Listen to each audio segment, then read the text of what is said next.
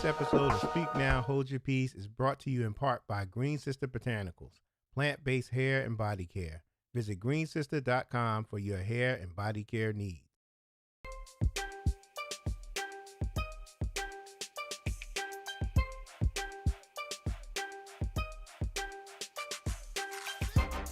She's good. She's good. Every time there's a shooting, people are saying, we need more gun control. That's just human nature.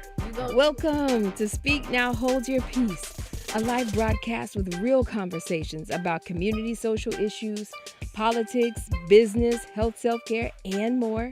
We broadcast live on the Speak Now, Hold Your Peace Facebook group and the Speak Now, Hold Your Peace YouTube channel.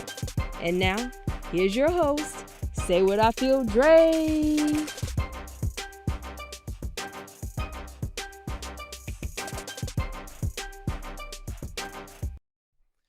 Welcome to Speak Now, Hold Your Peace. I'm Say What I Feel, Dre, and today we are going to talk about some things that we all need to talk about. I have a special guest with me, and we'll get into it very soon. I'm one who always admits my mistakes.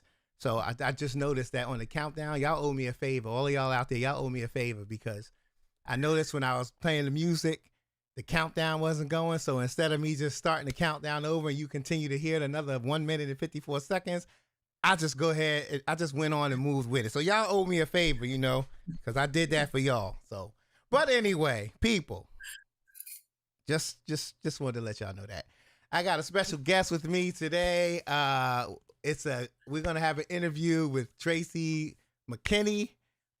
Tracie is amazing. Tracie does it all. I'm telling you, she's a busy woman. Tracie is a certified life coach.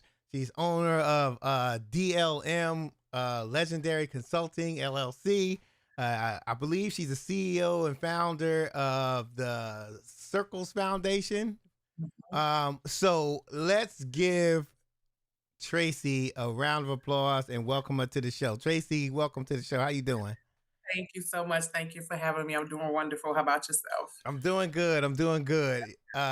Tracie and I talked behind the scenes a couple of times, and even though I may be a little shorter or taller, I don't know her height, but we both see eye to eye on she tall. Well, okay. Well, we still see eye to eye on some things, even if I have to look up.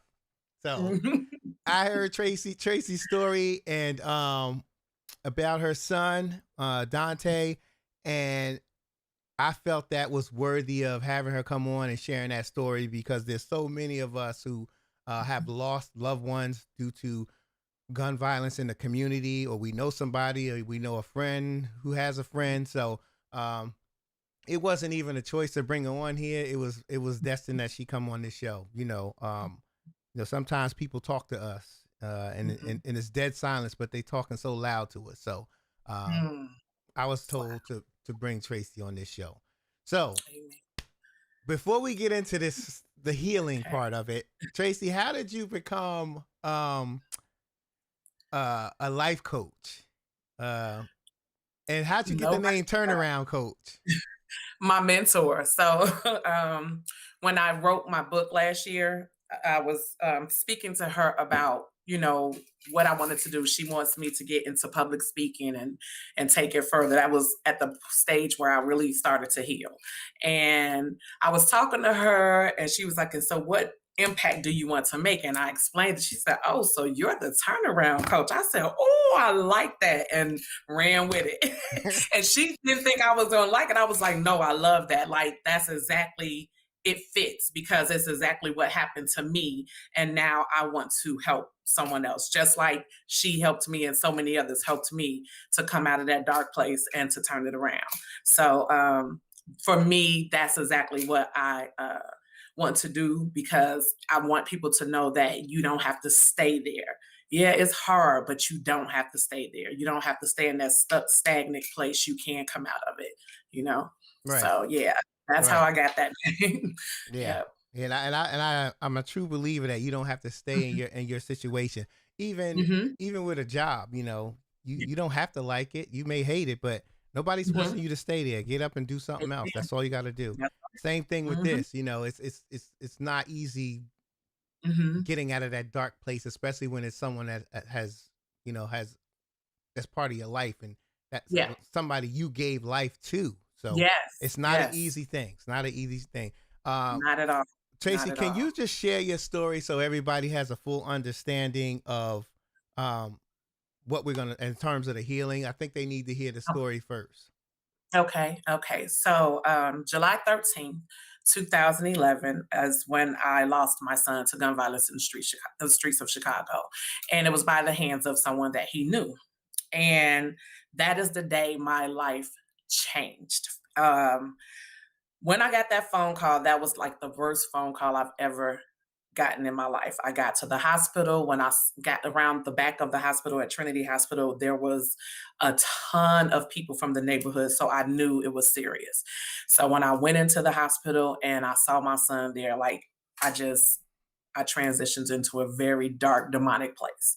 And it even, when I was trying to do his funeral services, I couldn't get my mind off of the fact of why he was gone. Why was the trigger pulled by the hands of someone that you know, that's, you know, smile in your face, but then now you're gone. You leave the house and 15 minutes later, you're gone. So all while I still try to make sure funerals planned, do everything I needed to do as a mother, as a parent, I still didn't couldn't let it go. And I tried to do it the right way. I went to the aldermen. I met with chief commanders. I met with lieutenants. So many people trying to get justice. I didn't understand how someone was able to take a life and then say, "Oh, I didn't mean it," and then you go home. But I got to go bury my son. So um, when I went to the police station, and this is, oh goodness, because it's so much, and I'm trying to make sure I include Take your everything. So time. Take your time. when I went to the police station, because you know we have these conversations. Well, the police is not the problem, or the police is the problem, and I'm on the fence with both. You know, because I have family that's police, but then I know firsthand what I experienced with the police officers, and their attitudes was it's just another dead, you know, black man. That's it. It's not a big deal to them. And when the commander told me to pretty much, you know, do what the detective said, because they held the keys to the city. So I was supposed to now make these detectives my God. And you know, because they hold the keys to the city. So if I did not, I guess, comply or kiss butt, then there was not going to be any, you know, results or convictions or what have you. So they did make an arrest finally. Then the judge said, "Oh, well, he said he didn't mean to do it." I was like, "Wow!" So we could easily just take someone's life and say we didn't mean to do it, and we go home. Is that easy now? I said, "Okay." So if I do it, if I kill him, then well, can I say I didn't mean to do it and go home? You know. So I kept doing things the right way. I kept trying. I kept trying. I was going to different churches, going to speak with either Father Flager that's in Chicago. I was just kept trying. No results. In the meantime, he's still on the street committing other crimes. And I'm like, and it was, to me, it was just like a knife. Every time my wound would even try to heal, it's like you're twisting it now. You know what I mean? Because I'm like, how are you still out committing crimes and you go in and out of jail in this time frame? 6 months after I lost my son, I got pregnant. I was done having kids. So now here I am, 41, and I'm pregnant. But that didn't stop me from trying to plot his murder. And I went, once I didn't get results from elected officials, police officers, what have you, then I went into full blown mode of trying to plot his murder. And no one could stop me. No one, a lot of people didn't know what I was doing, but like his closest friends, they couldn't stop me. So instead of them trying to stop me because they would get cursed out, then they, you know, they wouldn't let me be out there by myself. Mm-hmm. So when I say I plotted and chased and plotted, every time somebody told me where his location was, I would get there. I don't care what part of the city I was in Chicago, I would get there immediately to try to get him. And that was when I knew I was self-destructing, because I didn't even care who knew, or if someone saw me, I just didn't care. I didn't make it a secret. I wanted him to know that when I see you, I'm going to kill you because you took my son and now you're out here, you're still committing crimes. You have another attempted murder and you keep coming home. So I couldn't understand it. So I was like, God, really? Like I was in church praying with my son, praying for my son every week, kept him in football, basketball. He was a black belt. Like I tried to do all the right things. Like, and just like that, he's gone. Okay. But not only that, the guy gets to just walk around. Chicago is a big city, but it wasn't big enough for both of us. So one of us had to go.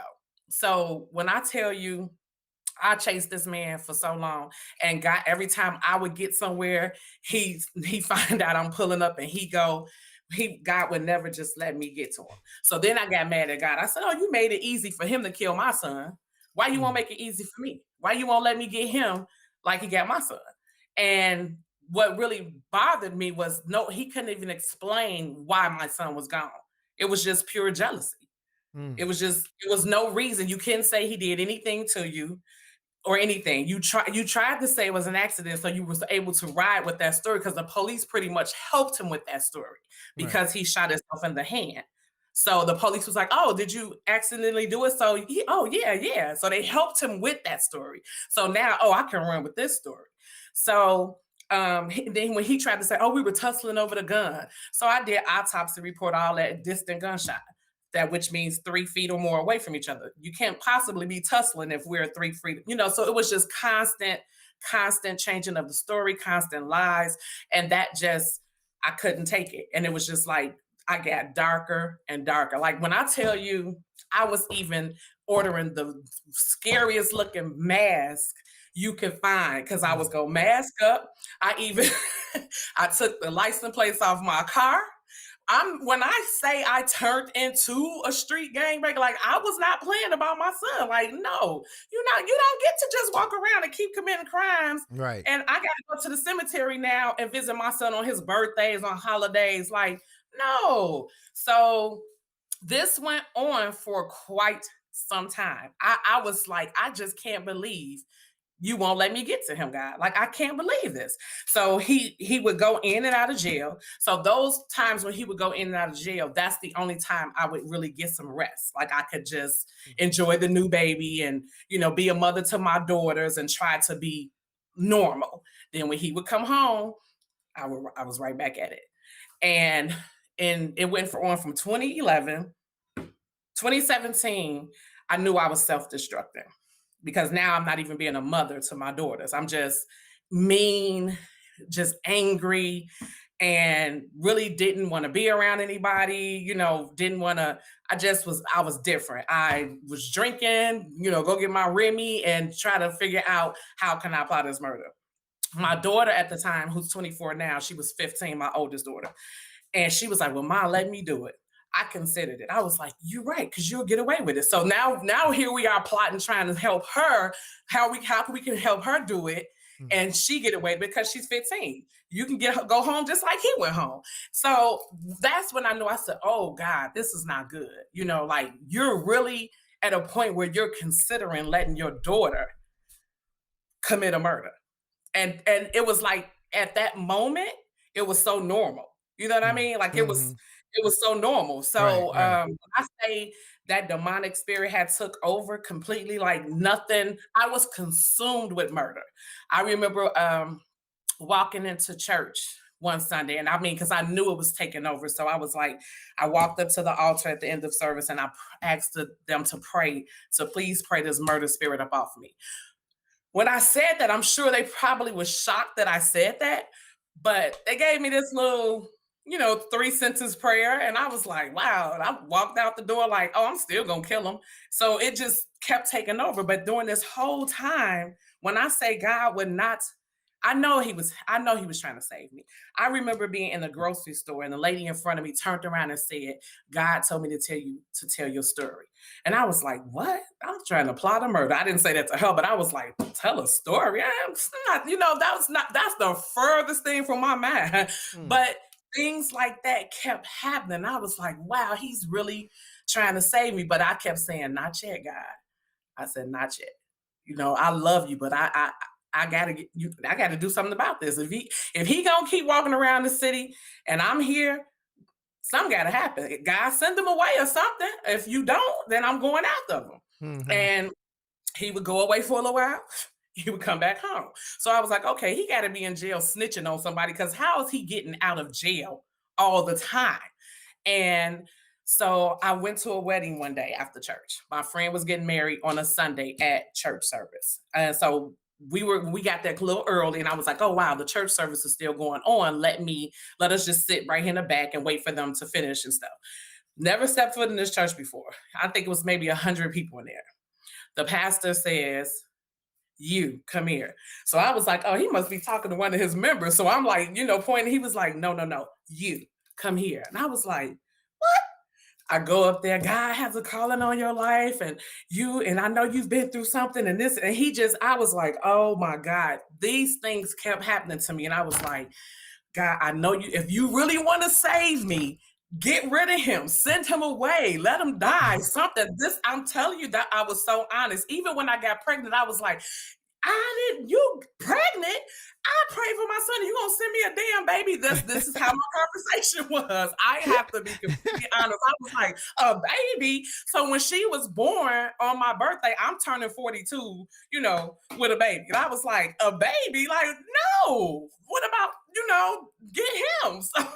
So it just kept happening. It's like when I say, I'm like, God, something has to change, because I know that I was self-destructing. Like I just wasn't the same person. I know I was so mean to friends. I just didn't really talk to people, unless it was really, well, my son's friends, they wouldn't let me alone even if I wanted them to, because they know that I was in a dark place. But it was one of them, she's gonna curse us out, whatever, because I would say the things like, why haven't y'all killed them yet? I would do all of that, and no matter what, they never left my side.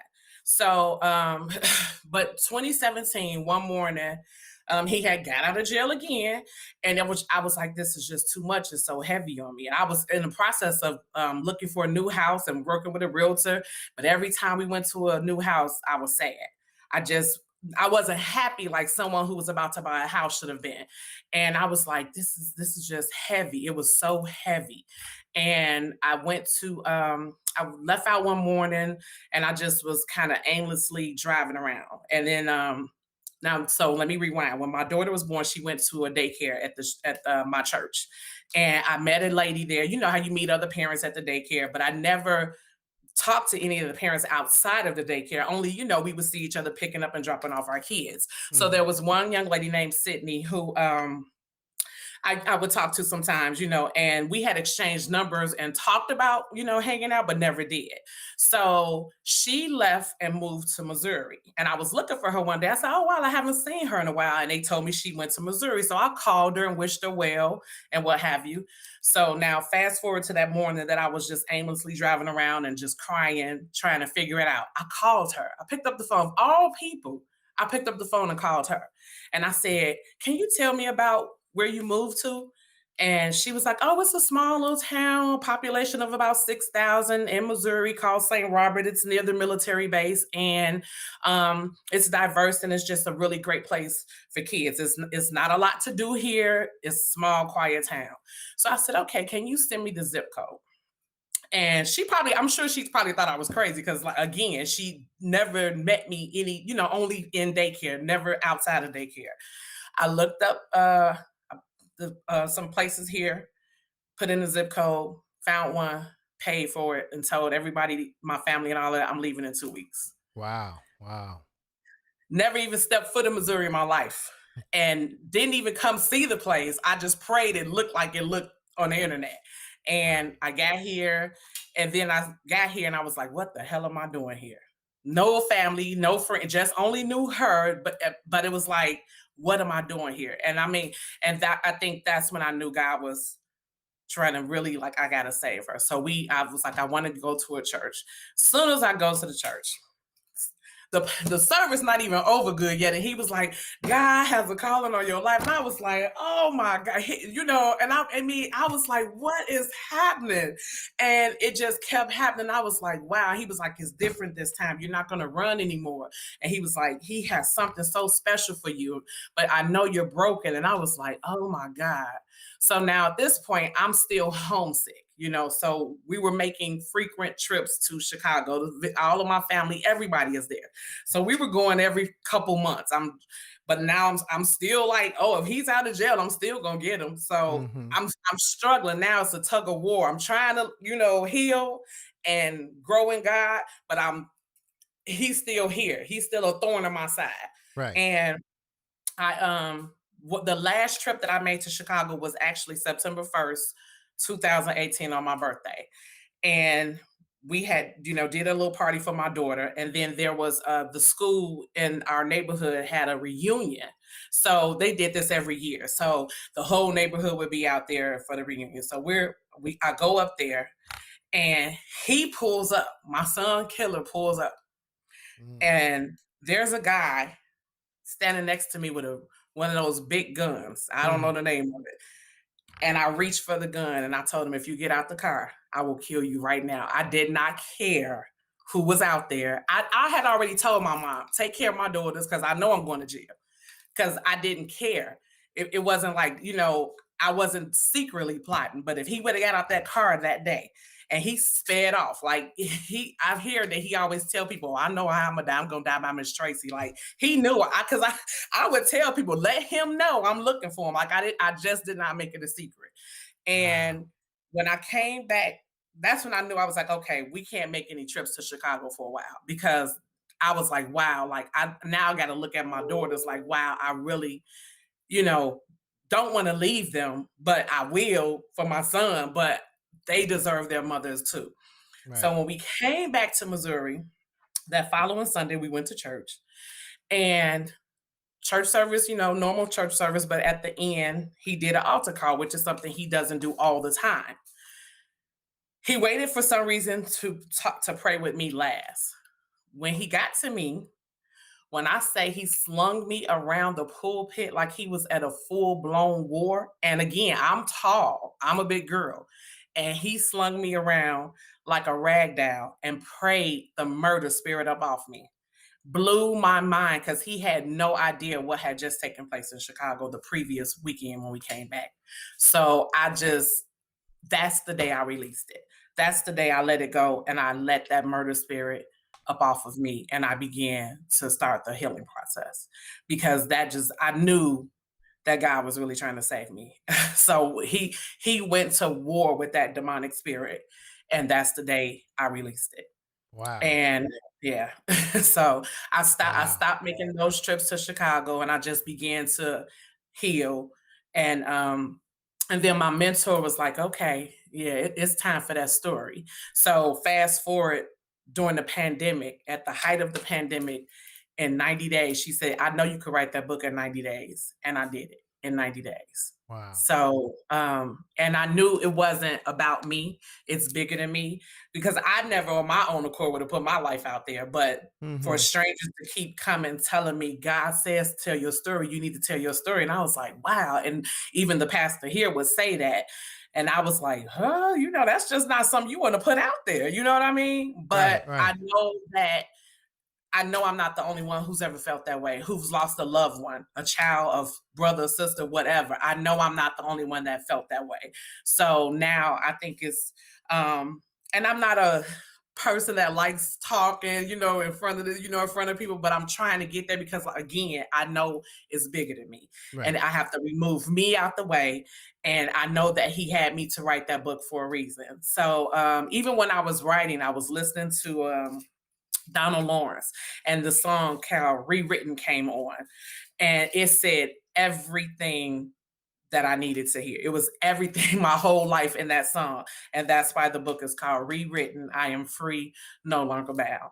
And so today, I stand here healed, whole, and now everything I'm doing, I do it to honor my son, and to, and to see who else that I can help, and, and let people know that I know it's hard. is hard because that demonic spirit held on to me for years. Mhm. But in the whole midst of that, when I say God did not let me go, because he just kept sending strangers, even though I wasn't listening, but Mhm. he was right there, you know. So I just give all glory to him, and I just thank God that he saved me and didn't let me self-destruct because it could have turned out a whole completely different way, you Right, know? right. And So yeah. and it's fun. It's funny. It's a good thing God doesn't take no for an answer Right.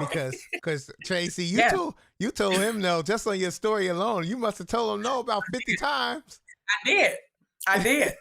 I did. Yeah. I did. I was just being because I didn't want, I didn't want to say, oh yeah, I'm gonna be this holy woman, but then I know I'm still trying to plot a murder. So that's why I was like, no, not yet, God, because when I come to you, I gotta come right. I can't come and still have. So that's what my mindset was at then. And I was just like, and then I was mad at him, like, because you won't make this easy for me. Why won't you just let me get him?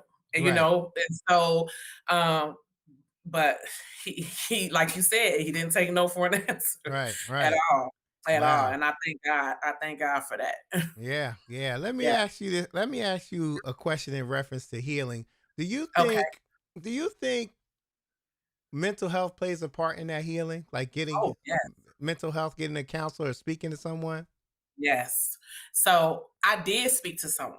Um, I actually started speaking to someone like right after I lost my son. But I was so transparent with her. I know she had to report it because I did. Jesus. Me speaking to the counselor that time and then now is so different because at that time I was just so honest with him. Like, I'm here talking to you, but I'm still gonna kill him. So she had to report that. And so that did go on my mental health record in my files because she had to report that I was sitting here telling her that I'm still going to kill him. And I think that um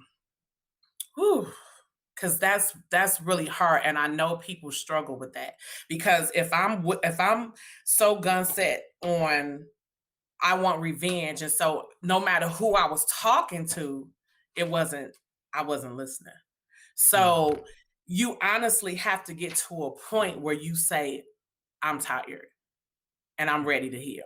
Because and I only say that because I can't sit here and go tell you, you need to heal from that. You need to heal. And then I know it wasn't that easy for me. So how can I think it's going to be that easy for you? I had to go through years of it, but I didn't want to heal. I wanted revenge. I was so dead set on revenge. So it takes your circle, it takes the people you're around, it takes what you're listening to, what you I mean, just even down to the music, because I used to listen to inspirational music, R&B or something like that. I put all of that away for hardcore rap music. Everything that spoke to what I wanted to do is what I listened to. So when you're trying to heal your mental space, all of that matters. You have to change all of that in order to start healing. Like, I had to stop listening to everything. I had to be careful even what I watched on TV because then now I had to take this serious. Like, it is time to heal because I'm literally self-destructive. But it's not an easy thing. It's not an easy thing. That's why I don't understand how they've closed down so many mental health clinics and knowing that it's needed. But again, that's why Jesus, it's like we have to become smarter than this as a culture because so many things are designed for us to be destroyed and for Right. us to destroy one another. You know what I mean? So, Mhm. but I know it's hard. I know it's hard. I know Yeah. it is. Yeah. It's very hard, Mm. but Right. if Right. we came together and, stop hating one another and, encourage and build one another up, then you can help somebody else, the same way somebody helped you. And if we do a little bit more of that, maybe we can help more. Right. But there's so much anger and hate. Right. So, Yeah. and it's Yeah. never ended. You're right. You're right. When Yeah. do you think part of your healing? Because I know a few people who lost loved ones, Hmm. um, and some they reacted different. Okay. Some reacted the same way you did, and some of them Okay. reacted different. Some of them went Hmm. the route of um, starting up a program or starting a LLC to stop gun violence and stuff like that. Okay. Mm-hmm. Did that, when you started to do stuff like that, did that Mm-hmm. help you even more, like to heal? Yeah. Or you And were completely healed? yeah. Oh yeah. Different, completely different. I didn't do that in my broken state. Like all of that helped happened after I transitioned out of Chicago and came to this small town. This is such a small, quiet town. You can't do nothing but heal. Um, it is, and it's not anything to do here. So I do feel like that there was a purpose behind even me picking up the phone that day, calling her, moving to Missouri, someplace. If I ever left Chicago, I was like, I'll go to Florida or something. Missouri was never on my radar.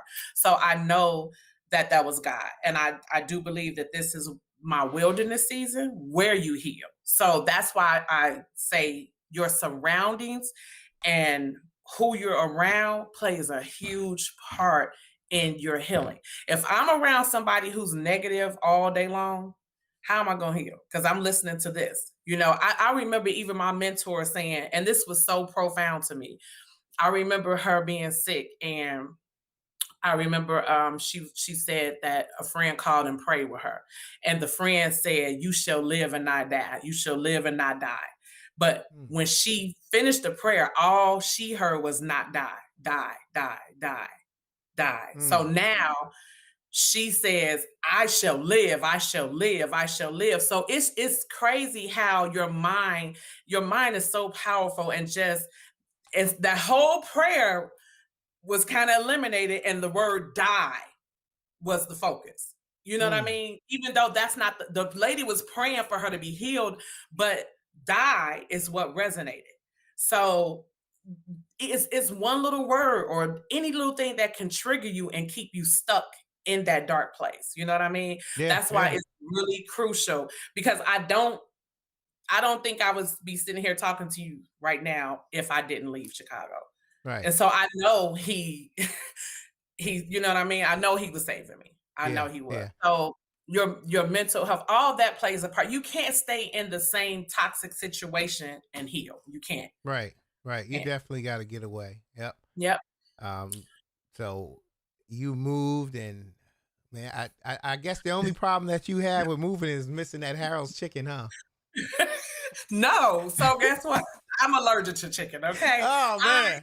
I have a severe allergy. Probably the only Black person who can't eat chicken. I was like, what? What was my mom and dad doing? Like, of all the things to be allergic to. I mean, severe allergy. Like, I have a severe allergy. Like, if you want to kill me, sneak me some chicken. Right. I was like, of all the things in the world. Well, we have to bring you back during the Taste of Chicago, and then, we'll get you some other things going on there beside the chicken. I don't even like when people eat Harold's in front of me because it smells so good. So I always tell my family, please let me go out happy. When on my dying bed, give me some Harold's. Just let me go out happy.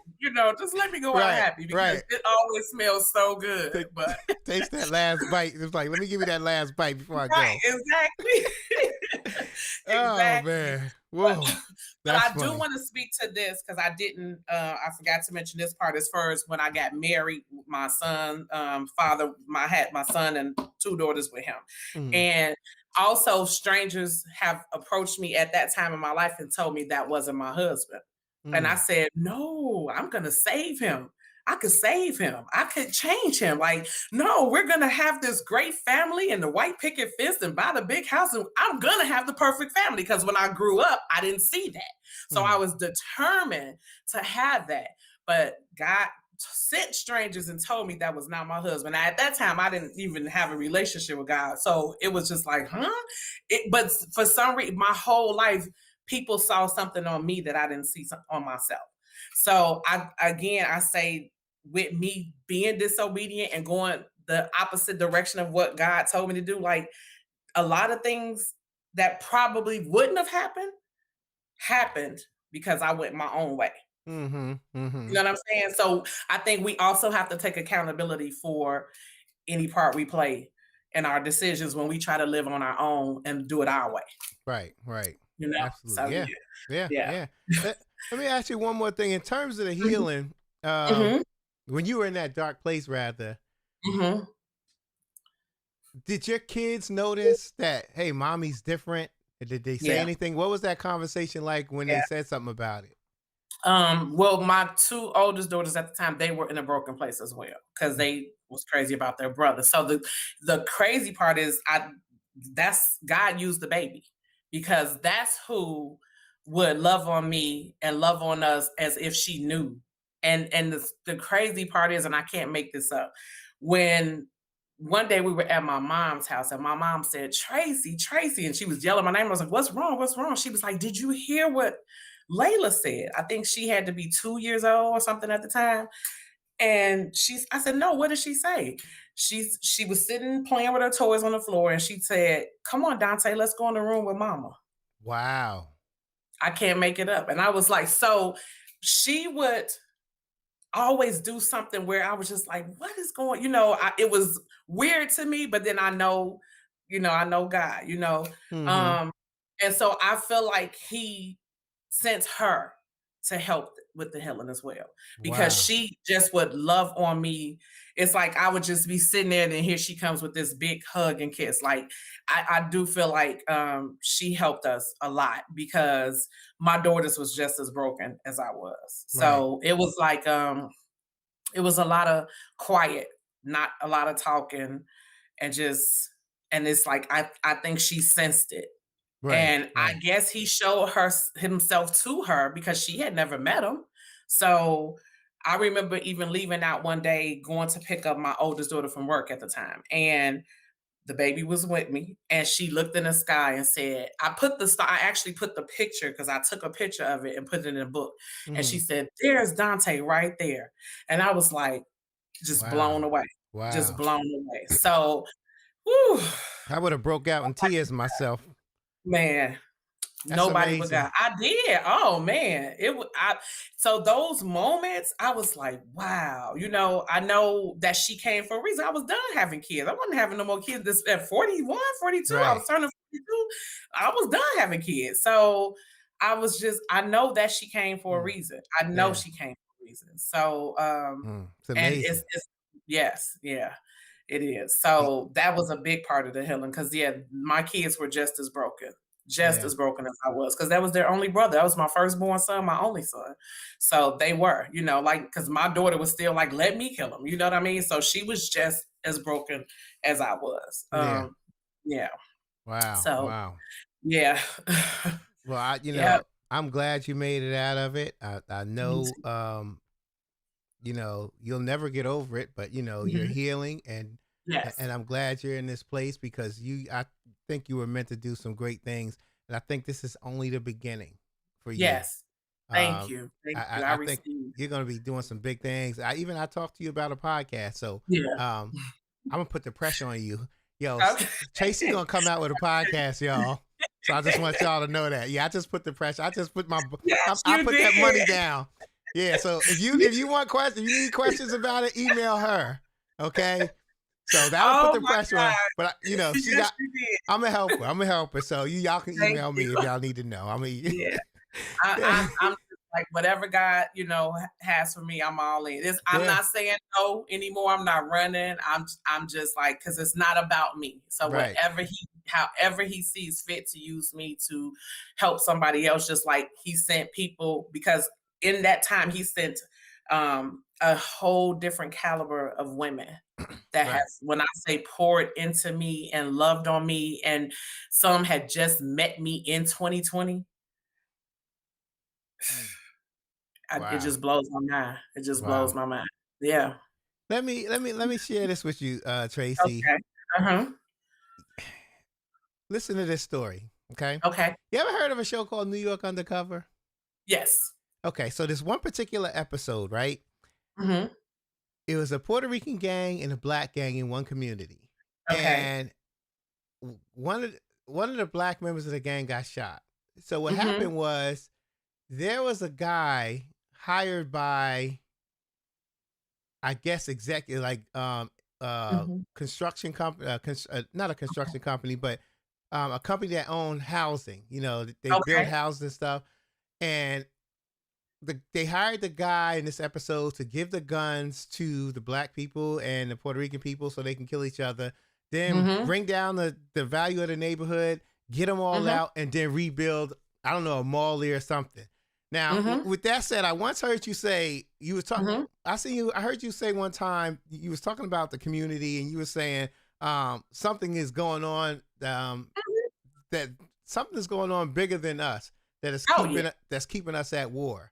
Mm-hmm. And that episode of New York Undercover is a prime example of that. Mm-hmm. Do you think it's something going on like now? Do you think Oh that yes. it's the bigger picture is, you know, they want us Yeah. to kill ourselves in the Oh community? yes.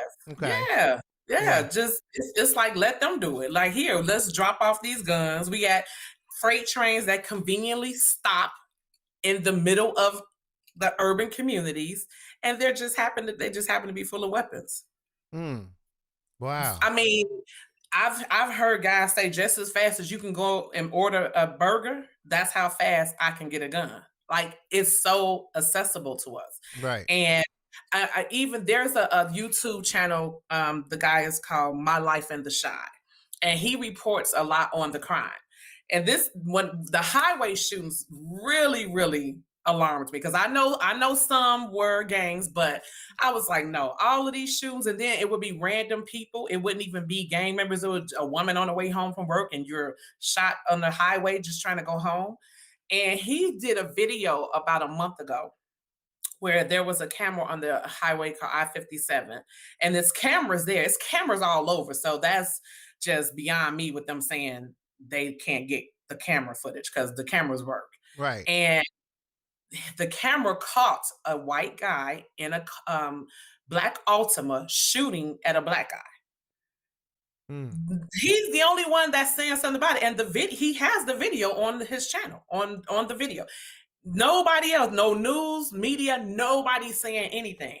It's definitely something bigger going on. But here's the thing. So now if I do that, now say he would have shot him. So now, of course, they would have thought, everybody would have thought, oh, gang did that. So now gang members are going, okay, we got to go get our get back. We got to get our retaliation. And I think it's so much of that going on. It's all designed for us to destroy each other. It is. That's why we're even at the point now we're talking about, oh, you're light skin, you're dark skin. We keep finding every reason to tear one another down. We find every little reason. Right. And that's exactly what they want. And we fall for it all. Yeah. We keep falling for it. But that I believe in New York Undercover, just like so many other movies, it's truth to a lot of it. We got to pay attention. A lot of that is truth. They didn't just sit there and make that up. They're basing that off of a true story. Yeah, yeah. and there's quite a few movies that like Contagion. That movie came out so long ago, but look what's happening now. Back to the Future. Yep. They were riding around with hoverboards and stuff. Yes. That comes to light. All of this stuff seems to come to light. It's a scary thing. And I always say, if you want to know what's going to go on in the future, 10 years, 30 years from now, watch The Simpsons. Just look on their wall. Oh, yeah. Look at the pictures on their wall. I'm telling you, it's all like everybody thinks, oh, I'm a conspiracy theorist and all. No, it's real. It's straight up like you see that stuff. I remember one time, I seen The Simpsons with Kobe Bryant crashing in a helicopter, like way before he died. See? And it was just So I do believe that today's stories and TV shows. This is unless if it's reality TV. All the rest of it is kind of a look at the future. And that's why sometimes I'm scared of these things. Yes, it was a movie that was out. I think it was out 10 years ago, and it showed all the flooding in New York and all of that. And you see how that just happened? Yeah, it just happened. Yep. You know what I mean? So I'm like you said, people will forget because they saw this stuff 10 years ago, 15 years ago. Because Simpsons is how old? Didn't Simpsons even talk about a virus? Yeah. I tell you, all you gotta do is watch The Simpsons, people. If you want to know what's going on, you want to know when the world coming to an end, go watch The Simpsons. They might know. Nobody know, but they might give you an idea. You know what I mean? So nobody nobody know because they still don't have more power than God. You know what I mean? And this is them trying to play God. But the part that gets to me is when will we wake up and say, okay, they keep doing things to design for us to destroy one another, tear one another down, kill each other, hate one another, criticize one another, not support, just, not saying that nobody, no Black culture does that, but it's all you hear is more negative and it kind of drowns out the positive, Right. So I'm like, when will we wake up and say, wait a minute, our house is on fire? You know what I mean? Like they always say when the police officers are killing us. No, we're killing us more. And that's what I was about to ask you. Yep. I was about to ask you. Some community leaders work from the inside out and some work from the outside in. When I say the inside out, meaning they want to help their community first and then deal with the protests of Black men dying through the cops. And then you got some who want to deal with Black men dying through the cops. They working from the outside in, and they'll worry about the community after they get this part, taken care of. So it's just like I understand both sides, but it's just like there's so many different opinions about how we should do it, and I really think we should come together and figure out that one way and get it done. But if I'm so focused on the white man that killed the police officers or that's killing us, but if I forget about us, then it just escalates and it just grows and it gets worse. Right. And I mean, it's crazy because I've talked to gang members before, and all they want is somebody to talk to. Right. I've seen the tough, you tough, but when I got through talking to him, he was crying. Right. You know what I mean? And it's because they just sometimes really just want somebody to talk to them and understand them. A lot of them can't get out of the gang life. Like I was watching, someone did an interview on some gang members in Chicago, and it was some that really want to get out of the life. But the thing is that your past and who you are affiliated with will always haunt you. So he said, well, what if I'm working the 9 to 5, I've turned my life around, now I'm standing at the bus stop, and here comes my past pulling up and take me out. And as a matter of fact, there was a rapper in Chicago that was just killed, I think last weekend. And I know he was a rapper, but now he turned into a family man, truck driver. He was just killed. I think 3-4 days ago or something like that, just killed. So how do you get out of it? It seems like it's, you know what I mean? But we have to start here, because if more of us started helping there, then we could deal with over here together, stronger. Right. Powerful people together, we strike a mighty blow. Divided, we fall. Right. And when I told you, I know we spoke earlier, and we were just saying something like, we sitting here telling kids not to smoke cigarettes with a cigarette in our hand. So we can't say not to do this when we ourselves are doing it too. So we gotta help. We gotta help our own community before we. We could do a little bit of both, but we really need to pay attention to what's happening in the community.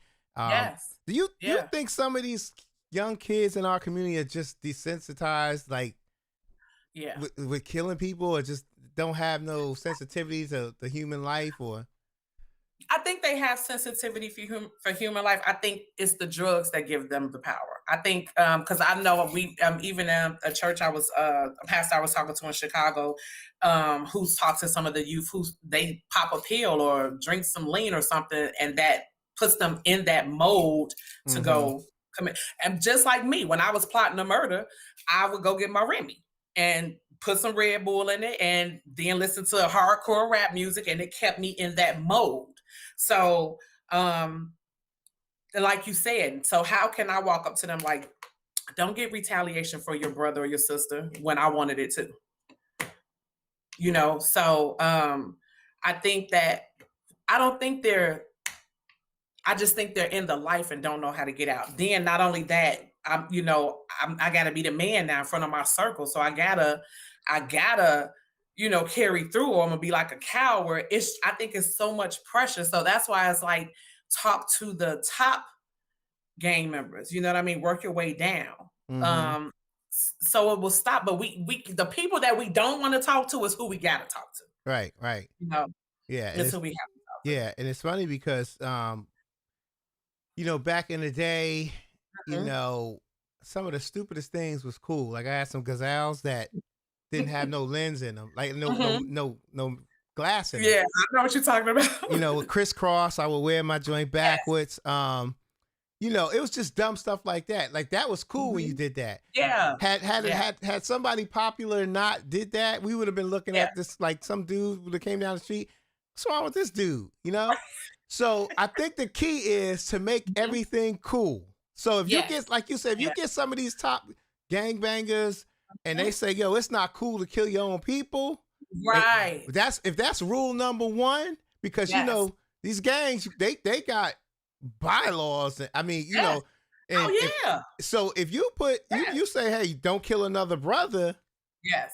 then now you're talking about reducing killings by at least 20%, at least. Yes. And And even some of the rappers who were former gang members have such a powerful influence. If yeah, they stepped up more and spoke more, I don't even think they realize the influence that they have. But then you have a lot of rappers I know in the city of Chicago who are being killed, and then their family. So it's like an ongoing thing. right, But it's just amazing to me that I've sat in some of these meetings and with police officer commanders, and they said that the cameras can zoom down to the serial number on a quarter on the ground, yeah, but you can't solve murders. right, So I think that is because that's probably also designed for us to keep killing each other because the judges keep letting them out. They were just talking about that last week. That keeps happening. That so many murderers are out on the street or on house arrest. mm-hmm, All designed because guess what they know? The streets gonna handle it. Oh, let the streets handle it. right, All right, designed for us to keep destroying each other. right, You know. yeah, So how is somebody able to get out of jail where the police and everything is at and shoot somebody right in front of the jailhouse? How are you able to do that? right, right. Yeah, it's definitely something bigger going on. Definitely. Yeah. Yeah. We gotta fight that and Hmm. get some more people involved. Do you think Yeah. you think like nonprofits and like fraternities and sororities should Hmm. be more involved in this Yes. process? Yeah. And come together and stop, like my friend and her husband just started a nonprofit and they actually on the south side of Chicago on 71st Street area, the South Shore area, they got out and talked. They have a lot of people working with them, but they were able to stop the violence for the entire 4th of July holiday weekend. Wow. That's powerful. Yeah. So just imagine if that keeps happening. So, as a matter of fact, they're on the panelists for my event. And Okay. next year, we're going to do something really big for the men and young men. We want to, plan something really huge in the city of Chicago. We just got so many ideas, and I'm like, let's just carry it out. The blessing is that it's so many people saying, I want to be a part. Let's do something. Let's do something. So that's the blessing. Right. And I know that if God gives you the assignment, He's going to send the people. Absolutely. Absolutely. Yeah. He'll give you Yeah. everything you need to Yes. do what you got to do. Mm-hmm. Yep. Yep. Yeah. So yeah, more people have to stop saying, I don't care about that, and that ain't my kids, or you know what I mean? Because it Mhm. still can affect your kid. Because how many innocent college students who just came home for the weekend Yep. to visit in their own city, you can't even, and they're gone now because, so you Yep. can't afford not to get involved. Yep. You know what I mean? Yep. And I always say, Mhm. in 1984, I think Mhm. I was sixth grade. I think I was in sixth grade. Okay. In 1984, when crack hit, Yeah. they was like, excuse my language, let them Mhm. niggas kill each other. Yeah. You know? Yes. Then Yes. when it started when crack started hitting the scene in their communities, Mhm. it went from criminal to, oh, now it's a disease. Now he needs help. He needs help. John needs help. But Rashid couldn't get no help. No. But at all. but Johnny and Teddy, who live over in what, I don't know, a place in Chicago. What's Mhm. Pilsen? Like Naperville or Yeah, something. yeah. In Yeah. Naperville, oh, he Mhm. needs help. We Needs got to do help. something about it. So now Got it's to an help issue. So Yeah. I tell people, do this stuff now, because if you don't, it's going to affect you. Just like as a probation officer and a case manager, I try my best to help these kids. You know why? Okay. Because this kid that I'm helping today, Okay. he's either going to be the cop that saves my daughter when she's going to the ATM machine, or the kid that robs her that's going to when she goes to the ATM machine. So it's not just somebody else's problem. And I think a lot of people don't understand it's a whole community problem. So it's a whole community problem. And we gotta do something about that. We do. We do. If you imagine when they say, let's go help Johnny, can you imagine if we did that? Exactly. What the outcome could be versus us saying, oh, look at me. He messed up now. We talk about him and keep it moving. We can't keep doing that. Right. And I think the guns will still continue to be more accessible. It was 2 guys who was just arrested they were in the military, and they got a lot of military weapons on the street. So because where I live is a military town, people will come and be like, you from Chicago, right? Like, how do you get those military guns? Like, they're using weapons that they're using here. Wow. You know what I mean? Like, and we can live peacefully and coexist. So we gonna all be kumbaya? No, but we can coexist. I could. And this is sad. When I go to my own city, I gotta drive like this. But here, I don't even have to lock my car doors. I have gone to the store and left my purse sitting on the seat, and it's right there when I come back. You know what I'm saying? It's like a lot of people here don't even lock their doors. Why can't we live like that? Right. Why can't we live like that? Why do we have to leave? And I want to move back closer now. And I know God is going to lead me back that way. But I want to be able to live, and I want my kids to be able to go to the store, and I'm not, worried about that. Because in Chicago, I didn't let my kids do anything. I drove them everywhere, and I don't. Why do we have to live like? Why can't a child ride their bike or play in the playground? Right. Yeah. And the sad thing is that there was once a time when we can do that, Yep. And we just got to keep the fight. Because they're getting younger and younger now. You got 13-year-olds and 12-year-olds out here carjacking. That's a problem. Yeah. That's a problem. Yep. Absolutely. So, before we go, I want to know some of the things you got going on. Can you tell everybody what's going on? What you have going on? Sure. So right now I am working on Colorism No More. That's an event that's being held next week in Chicago at the Atrium Country Club Hills. It's a sit-down dinner. I have a phenomenal keynote speaker, panelists, entertainment. I mean, I put my heart and soul into this for us to come together and try to figure out how, because it's a Colorism No More, but it's even bigger than colorism. It's just us stopping the hate within our culture and finding ways to unite and not letting things like, oh, you're light skinned, oh, you're dark skinned, or you're this, keeping us divided. Like, we have to be smarter than all the things that they've designed to keep us divided. And now that's for in person, but I've just added a virtual. So those tickets will go on sale tomorrow because there's a lot of people who were inquiring about virtual. And those tickets will be on sale at www.colorismnomore.com and also Eventbrite. And again, I also have working on my second book, The Beauty of the Woman Within, She Found Her. And let's see what else. I have a Legendary, DOM Legendary is my credit consulting business. And then next year, again, we are working on a huge event for young men and men to see how we can decrease the violence in the city and, wake up. All right. Well, so I think I've covered everything. Yes. Tracie, thank you for coming on. I want you to stay on when we go out. Everybody, thank you for tuning in. You can go to the website, Speak Now, Hold Your Peace, and you will get all the resources that you need about Tracie. I'm going to put it on there tonight. Usually I do that beforehand, but I'll put it on there tonight or tomorrow morning so you can have that resource. Thank you for listening. Reach out to either one of us, if you want to share your story, or if you find it inspiring, or if you just want to help. So that's going to be it for tonight. Tracie, again, thank you. Stay on this line here, and we'll talk afterwards. But everybody else, peace and love, and take care of one another. All right, we're out of here. Thank you for watching the Speak Now Hold Your Peace live broadcast. Be sure to subscribe to us on YouTube and join us on the Speak Now Hold Your Peace Facebook group.